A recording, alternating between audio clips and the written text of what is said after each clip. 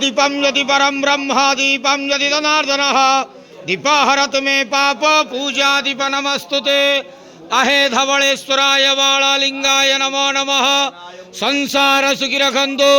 आज मार्गशीर मासर शुभ सोमवार रे समस्त श्रद्धालु भक्त मानक आश्रीपद करंतु मनस्कामना पूर्ण करंतु कर्म क्षेत्र उन्नति करंतु ग्रहरिष्ट खंडन करंतु जगतर मंगल करंतु विश्वर कल्याण करंतु आपणकर नाम विख्यात करंतु सेवकर डाक श्रवण करंतु समस्त गुआवसा भक्त मानकर मनस्कामना पूर्ण करंतु जो जो भक्त माने आपण पाखरे मानसिक रखिछंती तांका मानसिक पूर्ण करंतु धवलेश्वराय बालालिंगाय नमो नमः।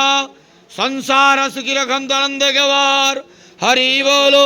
आज मार्गशीर मासर शुभ सोमवार रे समस्त श्रद्धालु भक्त मानक आश्रीपद करंतु आनंद गवार हरि बोलो। धवलेश्वराय बालालिंगाय नमो नमः।